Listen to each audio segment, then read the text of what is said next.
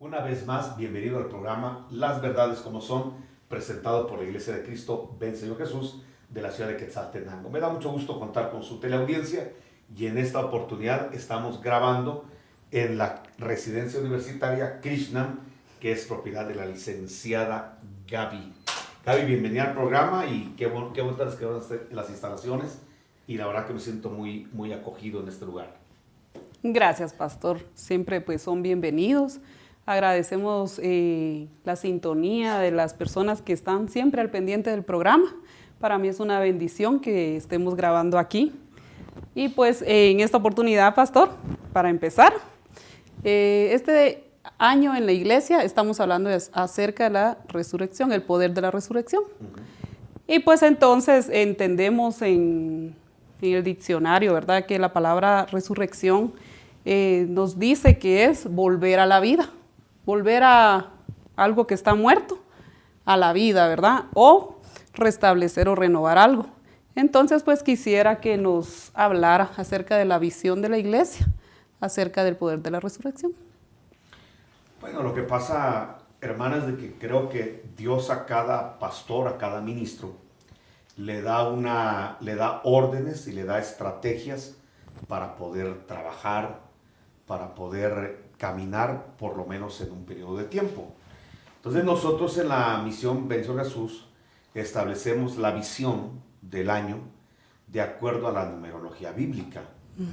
Entonces el número 17 es el número de la resurrección y es este número es así porque el Señor murió el día 14, al tercer día resucitó, o sea, día 17. Y por eso es que el número 17 nos habla de la resurrección. El apóstol Pablo hacía una oración a Dios y le pedía, le rogaba que el poder que actuó en Jesús para resucitarlo de los muertos sea el mismo poder que actúa en la iglesia. Entonces nos interesa mucho poder enfatizar este año acerca del poder de la resurrección, porque para que Jesús resucitara de los muertos, tenía que moverse un poder superior a todos los poderes que se habían movido en la tierra. No se había conocido un poder tan fuerte de parte de Dios como el poder de la resurrección. Recordemos que aunque ya habían algunos que habían resucitado, según la definición que usted tiene en el diccionario, que resucitar es volver a la vida. Quien ya murió, vuelve a la vida. Y en la Biblia tenemos testimonio o testimonios de personas que antes de Jesús resucitaron. De hecho, Jesús resucitó muertos. Uno de los que resucitó fue el hijo de la viuda de Naín y el otro muy conocido es Lázaro. Sí. Pero hay que tomar en cuenta que cuando Lázaro resucita o vuelve a la vida, realmente vuelve a la vida, pero en el mismo cuerpo adámico, en el mismo cuerpo de bajeza, en el mismo cuerpo, de tal manera que Lázaro tarde o temprano volvió a morir. Entonces cuando Lázaro resucita, el hijo de la viuda de Naín, en el Antiguo Testamento hay testimonios, Eliseo resucitó a un niño, Elías también resucita a un niño. Entonces los huesos de Eliseo resucitan a un soldado. Entonces quiere decir que ya había habido con antelación personas que habían resucitado. Lo extraordinario de Jesús es que Jesús no resucitó con el cuerpo con el cual murió, sino que Él resucita con una estructura genética totalmente diferente a la estructura genética de la que murió. O sea que la diferencia de la resurrección de Jesús y la resurrección de Lázaro y de todos los demás que se narra en la Escritura es que todos ellos resucitaron volviendo a la vida en los mismos cuerpos en los que murieron. En cambio, Jesús resucita con un cuerpo totalmente diferente en estructura molecular, en estructura totalmente un cuerpo transformado. Entonces, quizá por eso habría que entender por qué, voy a tomar la Biblia, en Hechos 26-23, dice que el apóstol Pablo habla que el Cristo había de padecer. Eso decían las Escrituras del Antiguo Testamento. Y ser el primero de la resurrección de los muertos. Entonces, este pasaje, cuando no lo entiende la gente, se confunde y dice, bueno, aquí la Biblia se contradice porque dice que Jesús es el primero que resucitó a los muertos y ya otros habían resucitado. Pero es que hay que aclarar que los que resucitaron antes que Jesús resucitaron, volvieron a la vida en los mismos cuerpos de bajeza. En cambio Jesús no. Jesús resucita con un cuerpo que ya no tiene relación con el pecado. Entonces esa es la gran diferencia, y nosotros en la iglesia le hemos llamado a este año, por el número 17, el año del poder de la resurrección, porque nosotros queremos orar y pedirle al Señor que ese poder que transformó las moléculas de Jesús y le pusieron un cuerpo celeste, ese poder que cuando Jesús resucita, dice, todo poder me ha sido dado en el cielo y en la tierra, sea el poder que ahora se ha ministrado en nosotros, porque nosotros necesitamos ese poder. Necesitamos el poder de la resurrección. ¿Para qué? Para ir reduciendo a la impotencia las obras de la carne. Sí. ¿Cuánto necesitamos el poder de Dios? Porque el poder nuestro no nos sirve. La fuerza de voluntad del hombre no es suficiente para poder llegar a los niveles que Dios requiere de nosotros, la estatura del varón perfecto, caray, no la damos. Entonces necesitamos un poder, y el poder que operó en la resurrección del Señor Jesucristo no es otro poder más que el poder del Espíritu Santo. Entonces cuando decimos queremos la revelación del poder que operó en la resurrección de Jesús, lo que estamos diciendo es que queremos el poder del Espíritu Santo que se mueve en nosotros para esto, para poder reducir a la impotencia las obras de la carne, para que en la potencia de Jesús podamos sujetar principados y potestades, para que en el poder de Jesús podamos nosotros presentar el mensaje del Evangelio, porque quizá el mensaje del Evangelio perdió mucha fuerza, en el sentido de que veo yo que muchos mensajes se presentan con obras de teatro, con juegos para niños, con escenas motivacionales, con eslogans así publicitarios que tienen cierto peso e impacto en el corazón de la persona para que se vea motivada a ir a mi asamblea, a mi retiro, a mi seminario. Y entonces trato de hacer interesante mi actividad para que la gente llegue. No es malo. Lo que pasa es que la iglesia del principio, y es a lo que queremos llegar, regresar, y es que Jesús, en el poder de la resurrección, nunca hizo publicidad. Al contrario, Él pedía que no se publicitaran los milagros que Él hacía. Pero ¿por qué Jesús no podía impedir que multitudes llegaran con Él?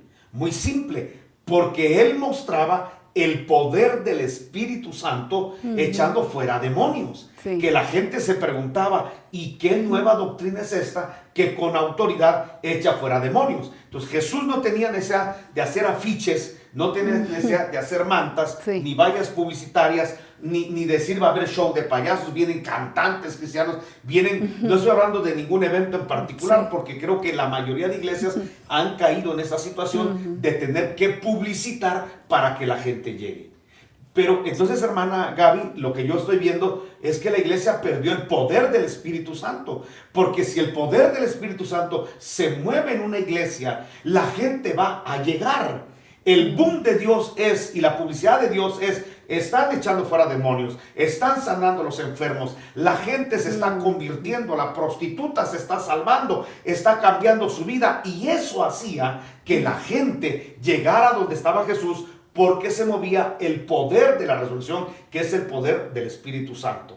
Entonces, cuando nosotros estamos, yo trazo esa visión en la iglesia, por su pregunta, es porque estamos orando y queremos que esa potencia del Espíritu Santo, con la fuerza que operó en Jesús cuando lo levantó de los muertos en los infiernos, que ese poder del Espíritu Santo que levantó a Jesús y lo subió a la majestad de las alturas, sea el que opere en nosotros. ¿Para qué? Para que nuestro mensaje, nuestro testimonio tenga el punch de Dios, tenga la fuerza de Dios. Le voy a decir algo muy triste. Hace poco acaban de sacar una encuesta en Prensa Libre acerca de la confianza y la credibilidad que los guatemaltecos tienen hacia las instituciones diversas que hay. Fue muy triste leer, realmente fue decepcionante leer que la CICIG, tiene un 60 y tantos % y es la entidad en la que el guatemalteco más confía. La gente confía en la honestidad, en la honradez, en la justicia de la CICIG, que es una entidad que está trabajando y bendecimos lo que hacen en pro de la justicia de este país. Pero no es posible que una entidad secular tenga más credibilidad que la iglesia. Sí. Y dice, acto seguido, ocupamos nosotros el puesto de confianza. Entonces la iglesia ocupa el segundo lugar en Guatemala en cuanto a la confianza, la credibilidad. Entonces la gente, un 64% de gente confía en la iglesia, confía que en la iglesia hay honestidad, hay rectitud, hay integridad. Pero ahora ponga al revés la encuesta. Quiere decir que hay un 46% de guatemaltecos, de 100 guatemaltecos, 46 no creen en la iglesia. Eso es alarmante. Sí. Es alarmante de que la gente no crea en la iglesia. Perdió. No crea que tenemos santidad en la iglesia, honestidad, rectitud, integridad, justicia. Entonces algo está pasando. Necesitamos orar y necesitamos pedirle al Señor que el poder de la resurrección opere en nosotros para que podamos marcar un testimonio totalmente diferente. Sí. Usted debe conocer la historia, y en la historia, y de hecho Hechos de los Apóstoles lo registra, dice que el pueblo, la gente, no los religiosos, pero la gente secular, la gente del mundo, la gente que no era religiosa, que no tenía un liderazgo religioso, que eran, vamos a decirlo, eran personas laicas. Sí. Ellos tenían la confianza en la iglesia. Y dice la escritura que los cristianos hallaban la gracia y el favor de toda la comunidad. Pero por lo que vemos, en un 46% estamos perdiendo esa credibilidad, ese deseo de decir, usted está mal, vaya a una iglesia. O usted está bien, acérquese a Dios a través de la iglesia. Sí. Mucha gente está diciendo, no, ¿y para qué va a una iglesia? Al contrario. Exactamente. Entonces está habiendo un problema que es necesario que los cristianos volvamos al poder de la resurrección. Sí. Que ese poder que operó en Jesús para agradar al Padre pueda operar en nosotros. Es la visión que marcamos nosotros para este 2017 y le explico, esa es la razón por la cual hemos proclamado el poder de la resurrección. Sí, ese mismo poder renueva nuestras vidas, ¿verdad? Renueva nuestra perspectiva y nuestra forma de ver a los demás y, como usted dice, de ver la iglesia en sí, porque lamentablemente es más mercadeo, o se cree que esta es la parte real de la iglesia cuando se ha perdido el enfoque o la visión que ahorita ustedes pues estamos tratando de que en la iglesia se dé, ¿verdad? Entonces, pastor, hablando siempre, ¿verdad? Jesús anunciaba que cuando Él muriera, nos iba a dar vida eterna y nos iba a resucitar en el día postrero. Entonces, esto viene de la misma manera enfocado, ¿verdad? Lo que usted decía, que ahorita pues resucitar en el cuerpo no es lo mismo que resucitar en un cuerpo transformado. Ajá. ¿Cómo es que se va a dar esto, verdad, de la resurrección? Bueno, lo que pasa es que, mi hermana, Jesús de alguna manera, cuando viene a la tierra, esto hay que tenerlo muy claro, Él viene como hombre. Sí. Entonces, si Él viene como hombre, todo lo que vivió desde la concepción hasta su ascensión, todo lo vivió como hombre. Sí. Entonces, hay que tener bien claro esto. Si alguno piensa diferente, dijo Juan, que Jesús no vino en carne adámica, entonces es un anticristo. No. Jesús todo lo que vivió, no lo vivió como Dios, lo vivió como hombre. Por eso es que tenía limitaciones de sueño, de hambre, cansancio. Sí. Sudaba, lloraba, emociones, porque él era un hombre, él era un 100% hijo de Adán. De hecho, él así se describía. Él muy difícilmente dijo, yo soy el hijo de Dios. Sí. Otros decían que él era el hijo de Dios. De hecho, el Padre daba testimonio, este es mi hijo amado. A Pedro le reveló, él es el hijo del Dios Altísimo. Pero Jesús regularmente, cuando él predica acerca de sí mismo, él dice, yo soy el hijo del hombre. Sí. O sea, yo soy un humano, un ser humano. Sí. Para que la gente no fuera a creer que lo que el Señor vivió y logró, mejor dicho, lo que logró, lo logró porque era Dios. No, nos está trazando una ruta para que nosotros veamos que podemos lograr en esta estructura humana lo que Él logró.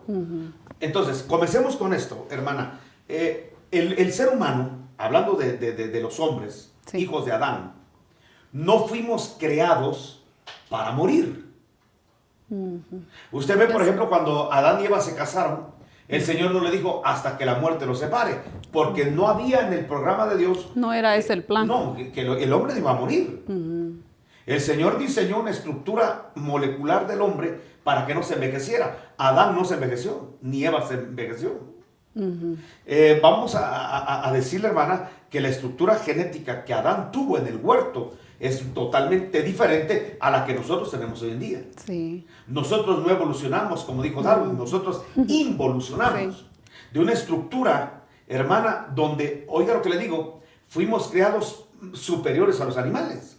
Sí. Pero hoy en día no se ve eso. De hecho, el apóstol, el escritor de Hebreos, nos dice que hoy en día no se ve que los hombres estemos por encima de lo creado. Vamos a poner ejemplos. Si usted se echara una competencia de visión con un águila, ¿quién gana? ¿El águila o usted? El águila. Si nos vamos a fuerza, ¿quién tiene más fuerza? ¿Un búfalo o un ser humano? El búfalo, sí. Vamos, entonces estamos diciendo que, usted me está diciendo que el animal es superior al hombre, pero eso no fue al principio. Sí, sí. Y si vamos, hermana, a muchas cualidades, por ejemplo, las aves vuelan, los hombres no.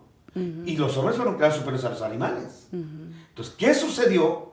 Que ahora en esta estructura humana, si no fuera por la ingeniería y si no fuera porque el hombre ha creado herramientas de trabajo, el hombre realmente estaría a expensas de los animales. Entonces, cuando la Biblia dice que el Señor colocó al hombre en la pirámide de la creación, es porque el hombre era superior en todo a los animales.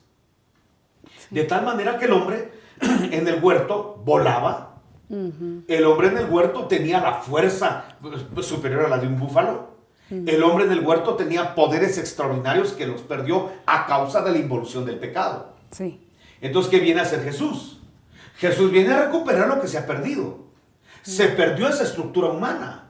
Entonces el hombre ahora se envejece. El hombre se deteriora, se enferma. El cuerpo, el tabernáculo terrenal, hablando del cuerpo, se deshace y nos lleva a la tumba.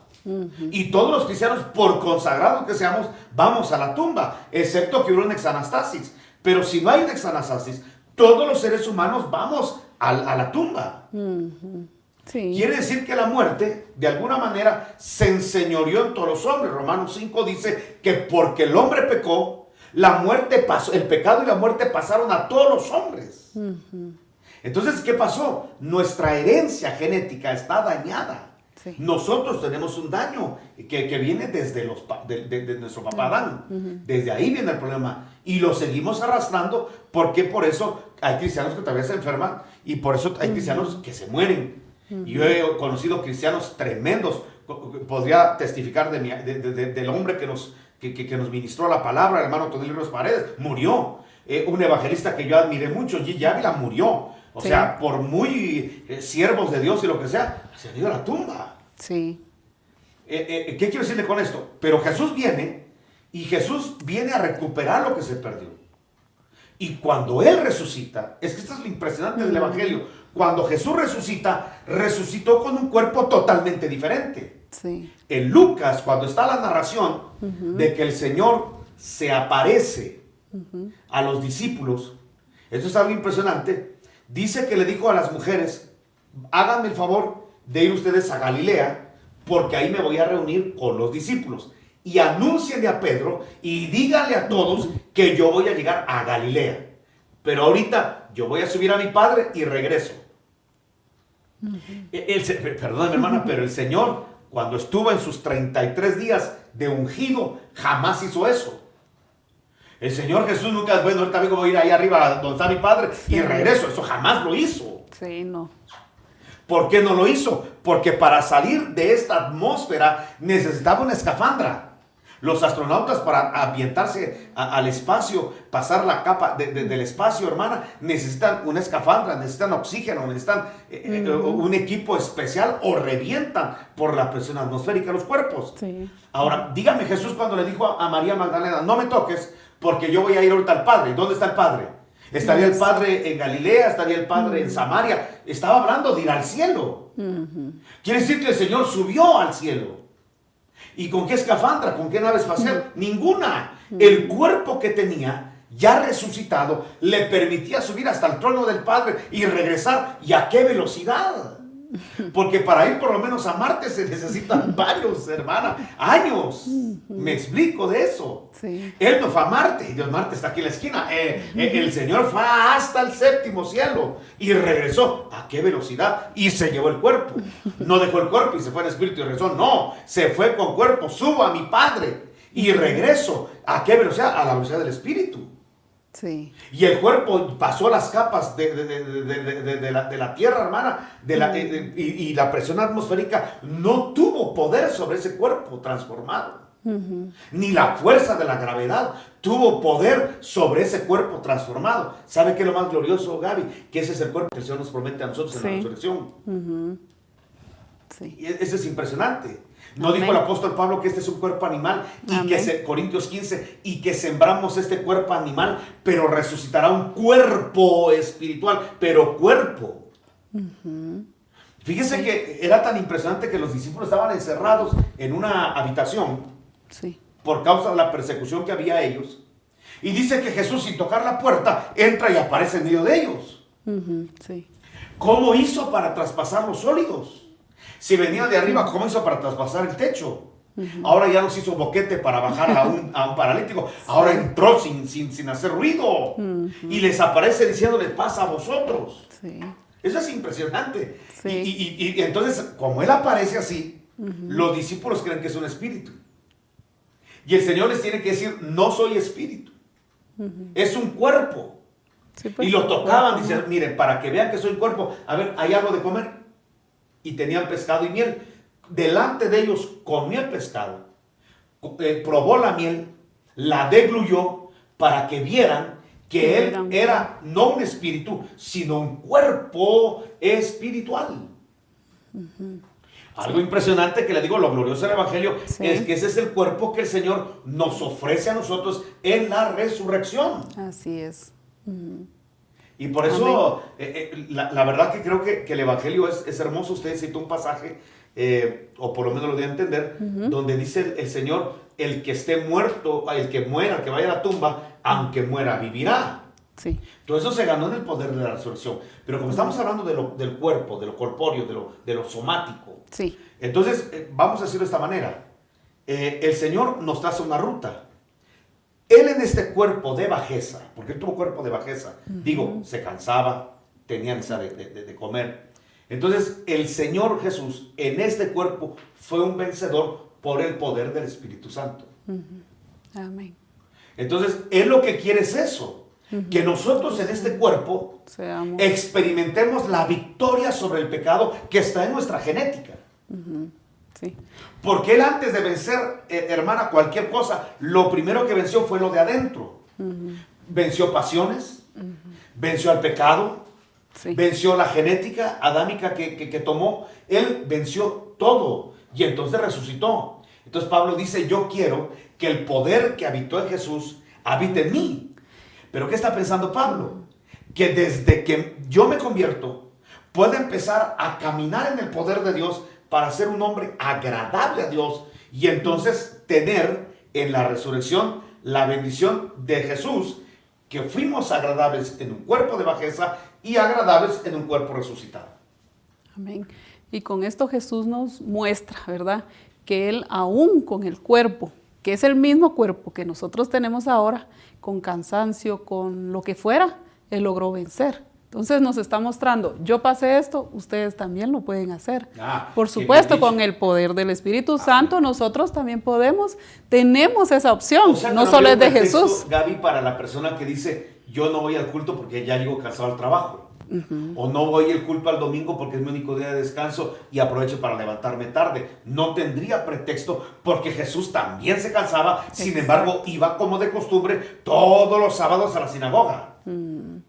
Entonces no hay una excusa de decir, yo voy a dejar el privilegio, ya no voy a servirle al Señor porque estoy muy ocupado en mi trabajo. Jesús también estaba ocupado en el trabajo, pero tenía tiempo para servirle a Dios. Sí.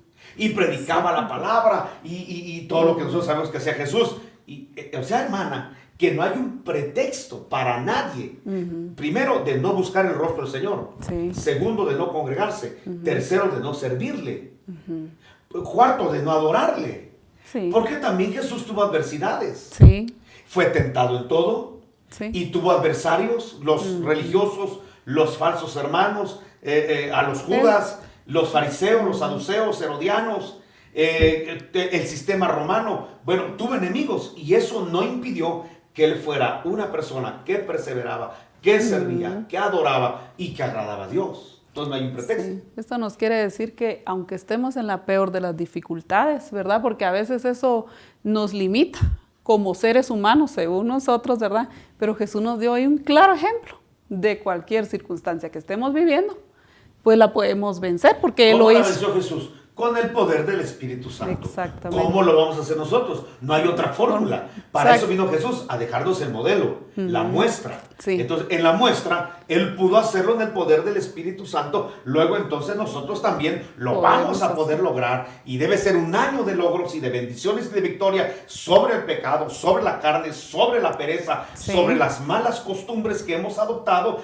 y salir a servirle al Señor, a buscarlo, a honrarlo, a agradarlo y que suba la encuesta de credibilidad donde la gente crea más en los cristianos y diga los cristianos son rectos e íntegros, porque hoy por la encuesta que manejó Prensa Libre la gente cree más en las CICIG que en las iglesias y eso sí debe preocuparnos a todos. Amén.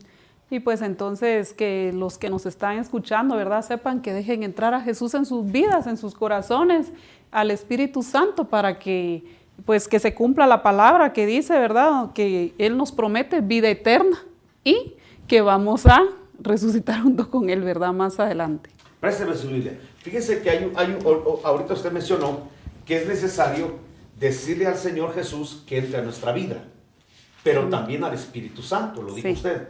Y la verdad que me gustaría mucho tomar un pasaje bíblico que encuentro en la Escritura, donde se habla precisamente de estos dos espíritus, del Espíritu de Cristo y del Espíritu Santo. Romanos 8:9 dice, vosotros no vivís según la carne. Y es que ese debería ser el anhelo de todos los cristianos, ya no vivir en la carne, ya no reaccionar en la carne, ya no caminar en la carne, ni decidir en la carne. Dice, vosotros no vivís según la carne, sino según el Espíritu, si es que el Espíritu de Dios, o sea el Espíritu Santo, mora en vosotros. O sea que la única forma de no vivir en la carne es que el Espíritu Santo more en nosotros y lo dejemos actuar en su poder, en su potencia para sujetar las obras de la carne. Y luego dice algo más. Dice, y si alguno no tiene el Espíritu de Cristo, ya no el Espíritu de Dios Padre, sino el Espíritu de Cristo, no es de Él. O sea, que lo que nos hace propiedad de Dios es el Espíritu de Cristo dentro de nosotros. Si usted tiene a Cristo morando en usted, usted definitivamente es propiedad de Dios. Y si el Espíritu Santo mora en usted, usted tiene el poder para poder subyugar las obras de la carne. Entonces es necesario que ese poder de Dios dual, el poder del Espíritu Santo y el poder del Espíritu de Cristo more en nosotros. El poder de Cristo, el Espíritu de Cristo, para salvarnos, para hacernos propiedad de Dios, para adoptarnos como hijos. Y el Espíritu Santo para darnos el poder y la fuerza para subyugar las obras de la carne y las obras de las tinieblas que estén a nuestro alrededor. Amigos televidentes, me dio mucho gusto poder compartir con ustedes la palabra. Espero que lo que hablamos con la licenciada a usted también le edifique. Estamos transmitiendo estos mensajes desde la residencia universitaria Krishna, que ha abierto las puertas para que podamos hacer esta transmisión. Que Dios les bendiga, los esperamos también en Iglesia Ven Señor Jesús y el día de mañana en este programa.